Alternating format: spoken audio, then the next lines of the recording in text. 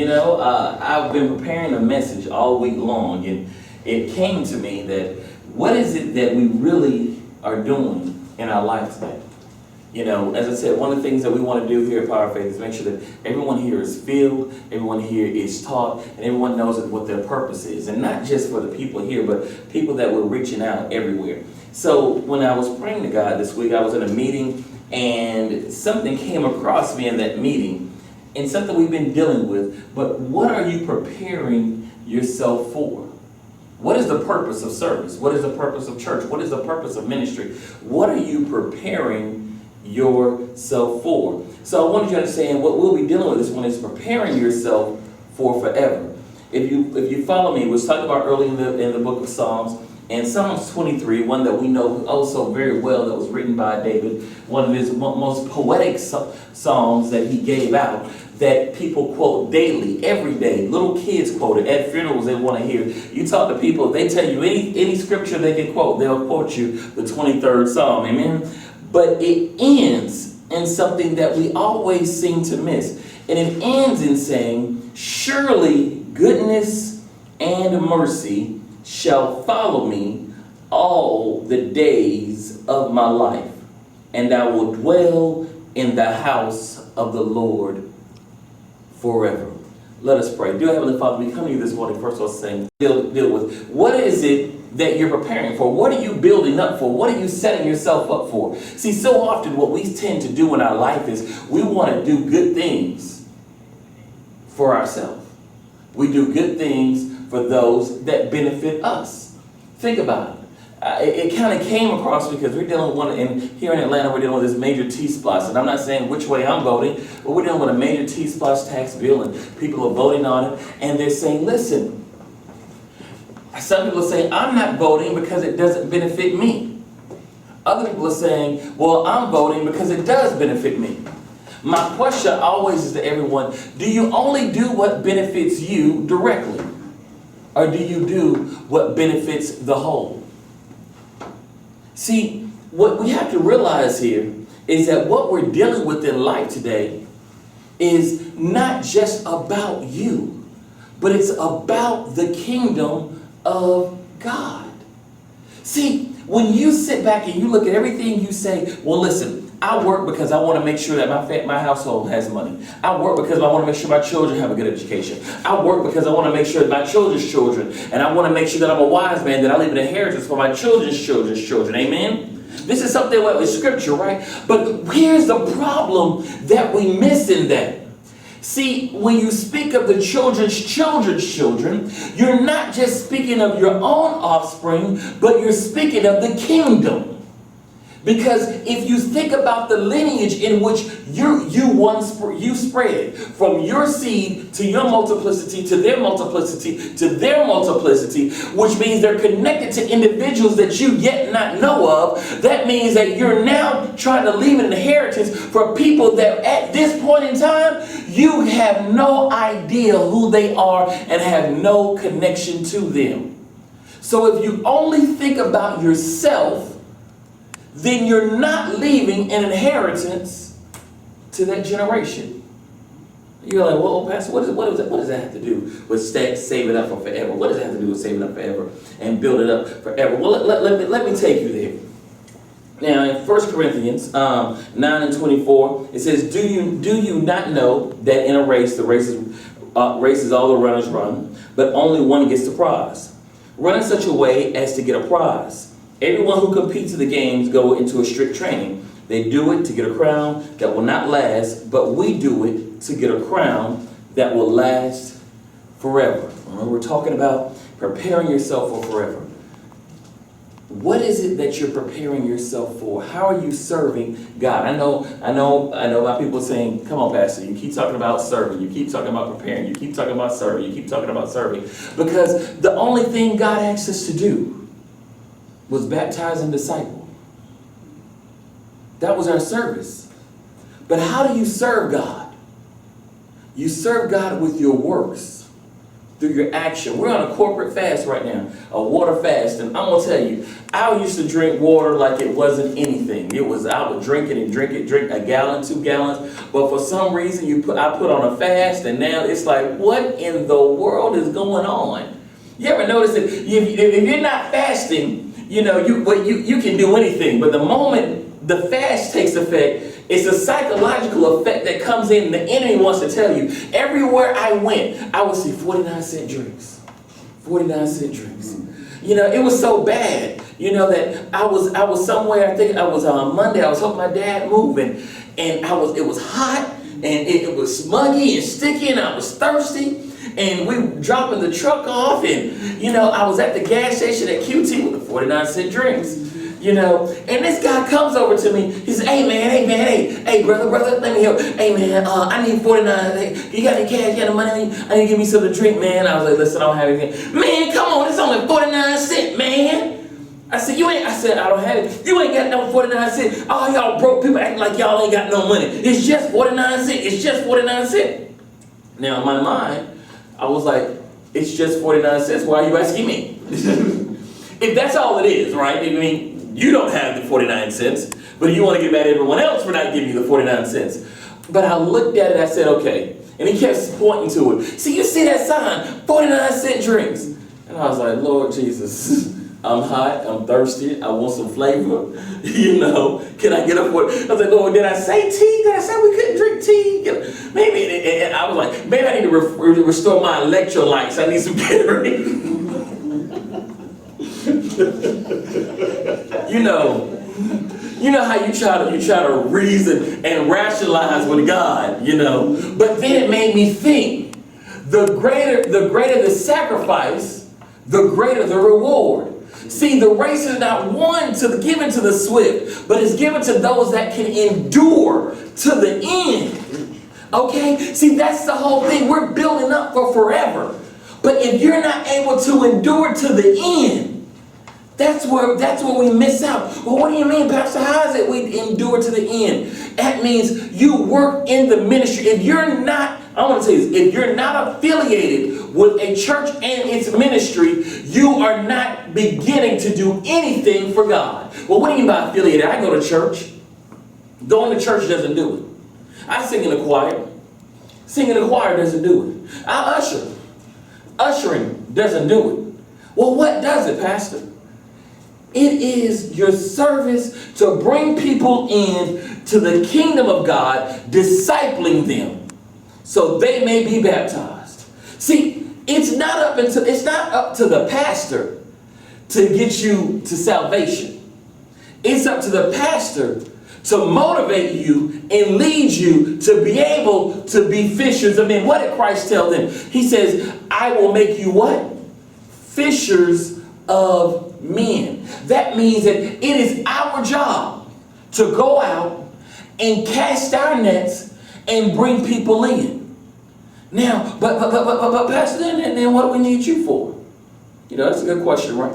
That answer is this: to teach you and help you. Because there'll come a time when, guess what, you won't need me, because you'll be doing that somewhere else if that's what God called you to do. Okay? See, that's the spirit of multiplicity. That's how you build up in the kingdom. See, understand, one thing Christ does, he holds his strength on his shoulders, and he holds our love in his heart. And everything that we do unto him. See, that's why it says, I want you to hear this. Listen to this. It says that in the prayer that we know, he taught us how to pray. One of the things he said in Acts 6 and 9 is, thy will be done on earth as it is in heaven. On earth as it is in heaven. If you notice, the two greatest prayers that we know. 23rd Psalm, Lord's Prayer. Both of them talk about what? Forever. Does it not? Where will you spend your eternity? See, the problem is most of us are trying to prepare for everything right now. I told I put a post on Facebook today. I mean, not today, but this weekend. Those that follow you probably know it. And it says, many people spend their time setting up for retirement, but they're not saving up for eternity. You save up for your retirement. I'm going to tell you something. We do so many things to make ourselves feel good and to fill a void in our life right now. But what we fail to realize is that void that we're trying to fill, it never gets filled. I don't care how good you look. I don't care. Some people go shopping. Some people eat. Some people vacation. Some people have sex. Some people go clubbing. I mean, we're real here, right? Some people drink. Some people smoke. Some people get high. They do these different things to fill a void. So understand something. The one that shops is no better than the one that smokes. Okay? And the one that fornicates is no better than the one that's out here doing drugs. Because you're all doing the same thing. We do it to fill a void. Well, Pastor, you can't tell me that's what I'm doing. I can tell you because I did it. I know when I had a shopping demon. I know my wife was like, well, I didn't know you in. Because you sure don't got one now. I got delivered from that shopping demon. Because I had a stronger demon than a shopping demon. I have a money demon. And I was that guy. I just like having money. I like money. Money, I say it all the time. And why do I say it? Because I'm calling those things out. So I know I can pull it out of me. Okay? See, sometimes you got to be real with yourself. Realize, look at yourself in the mirror. And the first thing I told y'all before on our other sermons, uncover your nakedness. That means take off all that stuff that make you look good because it make you feel good temporarily, but you got hell in your house. And I don't mean in your physical house, I mean in your spiritual house. You got hell inside of you, so you do everything else to adorn it, to dress it up. Your kids not acting right, your husband, your wife, your family's acting crazy, your dog act like he don't know what's going on, the car want to act stupid. All these things are going on, and you're doing everything else to dress it up. So I'm going to tell you another thing that we do as parents. We try to fill a void with our children. We live through our children. I swear, I told my wife, my daughter, please do not watch that new TV, that show, Cheer Moms or something. I don't know what it is. The cheerleading show that they got out now, that they were watching, some reality show, come on after toddlers and tiaras and dance moms and all this. And I look at them like, these people are empty inside. And my daughter's a competitive cheerleader. And I look at it. And I know some of y'all that are watching right now cheer with my daughter. And it's okay, I love you. You might not ever watch me again after I say this. But the truth of the matter is, if you got to spend so much of your time at that gym and everything of what's going on, or where your child is and how you don't think, you got too much time and too much emptiness in your life.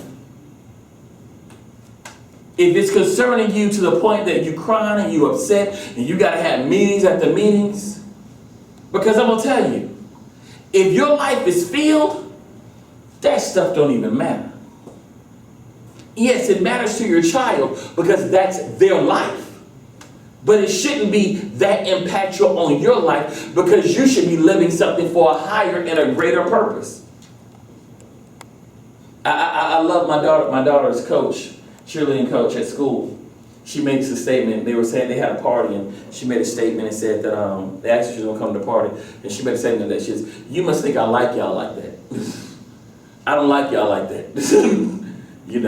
It ain't that kind of party. And it makes sense because, in other words, what she's saying is, I'm not so intertwined into your lives that I'm going to be at everything you want me to be at. I'm your coach. And that's where it stops. For some of you, I may mentor. But understand, there's a limit and it shuts off. Because I have a higher purpose and a higher calling. Wait, Pastor, what does that have to do with working in the kingdom? Because when you work in the kingdom, you begin to feel that higher purpose and that higher calling. Okay? There's no greater feeling. I'm just kidding. If any of you ever let Christ help you lead someone to Jesus. If you haven't, there's no greater high. I'm going to tell you something. To see someone confess with their mouth and believe in their heart and say, yes, Lord. Once you get that feeling, you'll realize that, you know what? This is what I want to do. Why do people get bit so quick when they really get sold out? Because when you really sold out for ministry, that's all you think about. It's a sacrifice. It's a sacrifice we make. I mean, and I want you to get this. You know, so get these points down first. I want you to, first, you have to first ask, am I serving me or God? Is my purpose meant to glorify me or God? And is your purpose bigger and outside of you? We talked about your purpose being bigger than you. But are you serving you? Are you serving God? Why do you work? I work because I want to have this. I want to have a house. I want to have the car. I want to drive this. I want to drive that. But at the end of the day, when it's all said and done, what does it profit a man to gain the whole world and lose his soul? What does it? You can look good, get your weave on tight, your nails done right, you know, the latest purse out. But at the end of the day, you still empty. When you watch these reality shows, or you even watch the news, you find out all these entertainers, they're empty. They're empty. And they can't fill the void. And here's the thing, some of you try to do it in church. Well, I give. I love it. Elder, don't you love when people say, I give? I give. Yeah, you give, but do you tithe? Then half of us don't even give right. But you know, that's another sermon, that's another message. But here's the thing. I remember when I used to give, I grew up Roman Catholic. Man, and I used to go to church and it was time for tithes and offering. And I put my little dollar in. You know, I don't know if some of y'all did. I was an altar, but I wasn't right. Because see, I love going to Catholic church because see, Catholic church is 1 hour long. And I know that I could go to church, get out in an hour, and I could go to the movies and go to Six Flags. We planned it. We wore shorts to church. We were ready to go to Six Flags. We would walk out of church. Amen. Six Flags. Here we go. Season pass in hand. Okay? That's real talk. But here's the thing. We had money to put in church. You know? El might know a little about that. You know, they didn't talk about tithes too much in the Catholic church. You know, they talk about giving. So you come in and you put your dollar in, you're doing good. I remember one time, man, I got a little bit older. I was at church. I dropped $10 in church. Boy, I'm balling. What? Telling me I put $10 in. Man, then I got older and I started going to another church that was interdenominational. And they gave out tithing reports. And I remember one day I was out there and I gave them. I remember I felt good with the Holy Spirit. And I had me about $300, you know, and I went ahead and I gave $15 that day. I was like, I'm balling. Tithing report came out the end of the year. And I looked at it. I gave a total of $40 the whole year. But understand, I was in church at least 3 days out the week, and all I gave was $40. And remember, I gave like 15 one time, so one day. And I started looking at other people's tithing reports. 800, 1,000. And I was like, man. And these are my friends, okay? These are my friends. And I'm like, I had more money than they did. They gave more than I did, man. I started feeling bad. But it showed me that, you know what? I wasn't even giving right. Not to mention tithing. I wasn't even giving right. But the thing is, when I began to learn how to give and learn how to give of myself completely, because that was my first year at the church, then I began to give into the ministry and I got sold out. And I always remember, you'll never get no higher than the Holy Ghost high. And it was nothing I wouldn't do. You know, see, that's the problem, and that's the problem that a lot of people have in the church, a lot of pastors have, and you know, a lot of people actually say, well, don't you get mad about these pastors having this and having that? And I'm like, no, because you don't know what they sacrificed. You don't know, I can't get mad at this one pastor because he may have it yet. Why? Because at the end of the day, this guy could have been homeless. He could have been, I know pastors, we put everything we have into the ministry. And I'm telling, and I say this myself, I have put, my wife, my daughter can contest this, I put everything I have into the ministry. We're sacrificing for the ministry. You know, Elder Long, he knows about that sacrifice for the ministry. And it's not that we're doing it because we want the glory for it. We do it because we believe. And what do you believe? What are you serving? Is it bigger than you? I want you to repeat this. Say, my purpose is not about me, it's about God. I want you to say that. Say it with me. My purpose is not about me, it's about God. When you understand that what you do is greater than you, then you won't have a problem with truly serving. The next thing is, your purpose is always attached, like I told you before, to a church and its ministry. It's always attached to a church and its ministry. So that means that you just can't sit out here and say, well, I have some friends, and they're probably watching this, and I know they do. I love them dearly, so I won't call their organization out, but I love them. I told them this. I said, you do some great deeds in the city. You do some great deeds and other things, but if you don't have Christ and God at the center of it, then it's all in vain. I love them. They do great works. But understand, good people going to hell. Y'all understand me? There are going to be some good people going to hell. And they're going to be some, as what we call some okay people going into heaven. You know? What you mean by some okay people? People that you looked over, people that you thought didn't mean anything, people that had no, whatever. They're the ones that are going to get into glory. Because they're giving themselves. And the third thing you got to do is give yourself, not a part, but all. That means sacrificing, going back to the beginning. Going back to the beginning. That goes back to what I told you about in Corinthians. You have to train. You have to sacrifice. We started the Olympics this week. One of the fun things about it is you look at all these Olympians and they sacrificed. They sacrificed. They sacrificed their life, their time. You know, I get on my daughter all the time. I say, sweetie, I love you, but you don't sacrifice enough.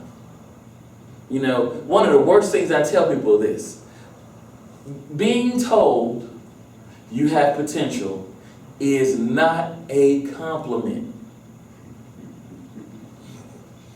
Elder, you know what I'm saying, don't you? Being told you have potential is not a compliment. It's actually chastisement. And you should take it as an insult. And don't get mad at them, but get mad at yourself. Well, Pastor, what does that mean? That means that you have the ability to be here, but you're so lazy, you're only here. Do I need to say it again? You have the ability to be here, but you're so lazy, you're only here. We are potential Christians in today's society. I know people don't like that. We're potential Christians. We got the potential to be a Christian. That's why we just church folk.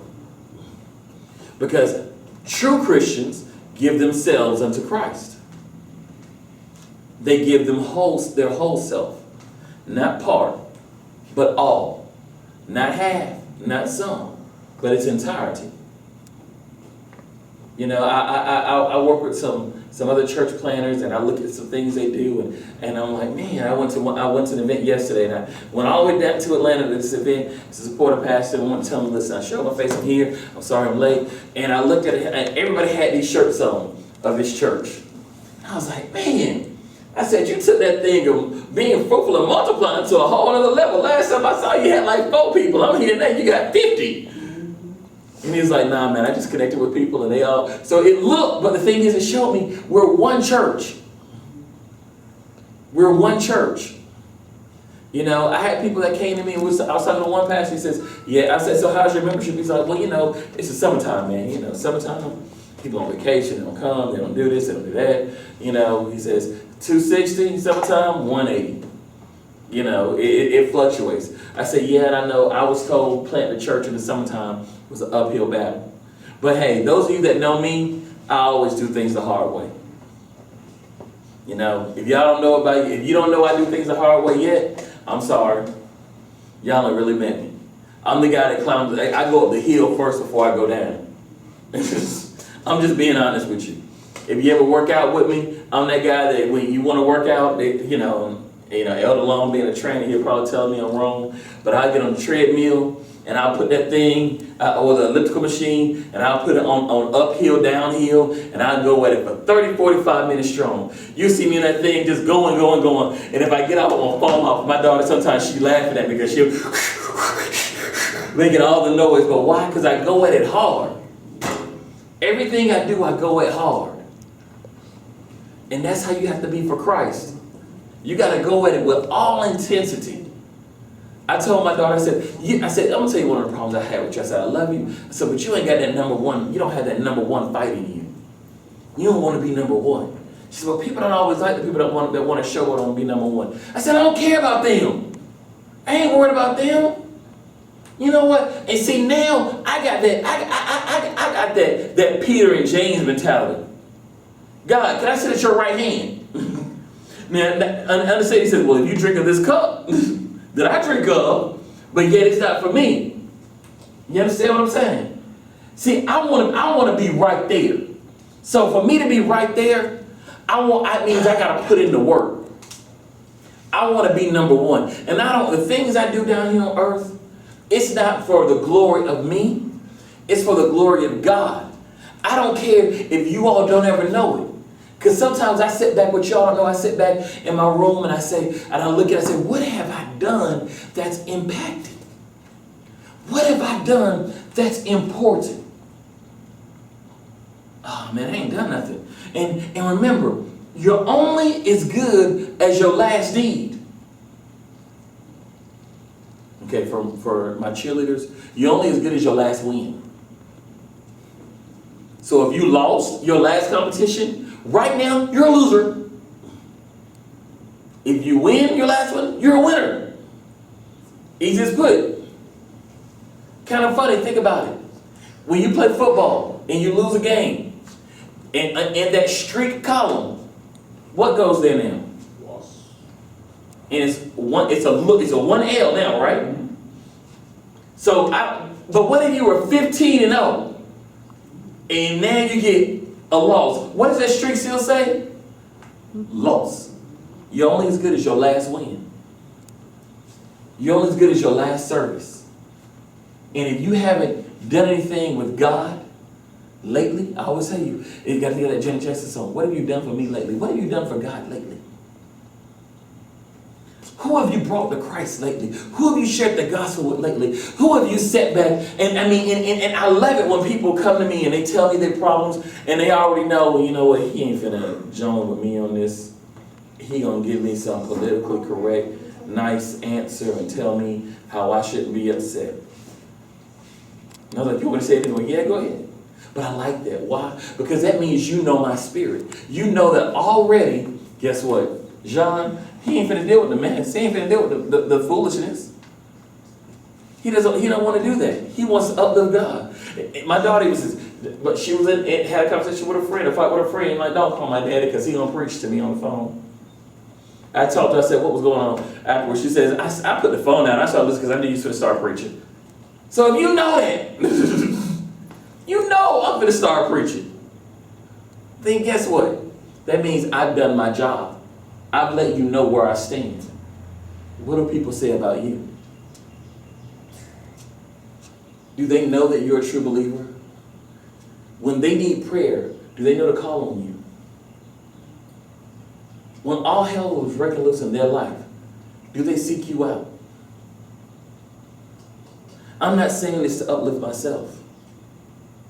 I'm saying this because that's how I judge myself. I measure myself against a plumb line. People say, my daughter messes with me. She has this new thing, Instagram, she got me on, and I didn't like it because I'm like, I'm not with all these pictures, and why y'all want to show? Everywhere these kids go, they taking pictures of themselves. What is it? Throwback Thursday, is it? Is it Throwback Thursday? Yeah, you don't want to tell me because I'm broadcasting. But Thursday is Throwback Thursday, so that means they take a picture of an old picture of them and they post it. Okay, so when they're younger and everything, it's called Throwback Thursday. But they have different genres and different messages of what they post each day. Am I correct? That's the kind of things y'all do? I mean, so I mean, in that, one of the things that they do is I look at it and I said, I can't believe that people are literally here just posting their whole life away. And I said, I don't like it. I told her, I don't like it. She said, why? I said, because I can't say nothing. I don't want to take pictures of myself all day and show you pictures. I think that's kind of vain, even though I do look good.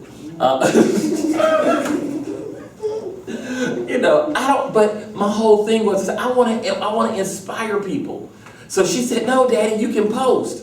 She says, you got to get this app and do this. And see, I listen to the children. So I started, and my wife says, oh, you done got them hooked on Instagram. Those of you that follow me know Saturday, I was up posting the messages all through Instagram and on Facebook and on Twitter, you know, just words of inspiration. But I made it look like little banners and, you know, little things, and even did one for her and her friend, and it was like about friendship. And I was like, listen, I like this, it's kind of cool.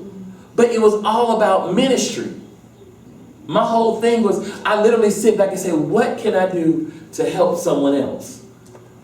And my daughter said something the other day when she was on her followers, and how was she following? My wife said, I think my daughter says like 290-something followers already on Instagram, and you know, why you got all the people following you? You don't need to be seeing all your pictures and stuff like that. And she's like, it's nothing. And I looked at her, I was like, oh, I said, I just got on too, because my daughter's been on longer than me. I said, I got 242. She's like, yeah, and why you got so many? She was like, that's him. People, just because it's him, people just follow him. And I'm like, what is that supposed to mean? It's you. And I thought about it. The whole thing is, if you're impacting in people's lives, people want to be a part of it. Now, I'm not boasting myself. What I'm saying is, God shows me in little ways that, listen, you need to keep doing what you're doing, because there's a purpose for you. I know you don't see it. I know you don't have what you desire, but it's not time yet. You understand what I'm saying? We have to work hard. We work hard. How many of you have been promoted to a supervisor position? Did you get it the first day you got into your job? Did you get it the second day? It took you some time and some levels, didn't it? Some of you, it took some years. It took some sacrifices. It took some getting in early and staying out late. Did it not? So why don't we serve God the same way? Well, we don't want to give God a part, a piece. What are you preparing for? And the whole thing, all of this does, and I know I'm running too long time. I'm going to pick this up, pick it up some more next week. But all of this, I want you to hear me, deals with this one thing. What are you setting it up for? We're setting it up for forever. In closing, there was a story that this preacher told me. I heard this week, and it was funny. I had to keep it with me. And he says, there was this lawyer, and there was this common worker. And they both went into heaven at the same time. And so they're sitting there, and, you know, see, yes, I'm talking. I'm not finna tune it up and tell you that there was a lawyer and this common worker. And they both went to heaven at the same time. No, they went to heaven at the same time, you know. And what happened, they got there, you know how we say the streets are paved with gold, and the pearly gates, and you know, it's like St. Christopher, he was up there, angels up there, and they were driving along. All these streets paved with gold, and you know, the common guy who really didn't have much in life, he was just a good guy, and he went on there, and the lawyer, you know, he was with him, you know, big time lawyer, got a lot of people off, you know, did some good things, shared a lot of money, you know, I mean, gave, things like that, you know, but he drove along, and he said, okay, you get out here, sir. The common man got out, and it was a big, huge mansion. I mean, with pool, waterfalls, everything you think of, you know, it was just like angels singing all around, and he went in there and was like, wow, this is mine. He's like, this is yours. So he got out, and so the lawyer was like, hey, if he got that, I know I'm good. I done did this, I'm the man, I got this. So they driving. So, you know, they go through different neighborhoods. You know how sometimes you got to go through certain lower income neighborhoods to get to the other neighborhood. And so they go through this one neighborhood, and the angels waving at some people, and people that know him, and they're like, hey. And so he says, okay, and he pulls over to stop over here, and he talks to the people, and he gets out, and the lawyer looks at him, and he says, you know what? God ought to be ashamed of himself. He says, he got y'all staying over here. He's in this duplex. You know, the streets weren't paved with gold, they were paved with brass.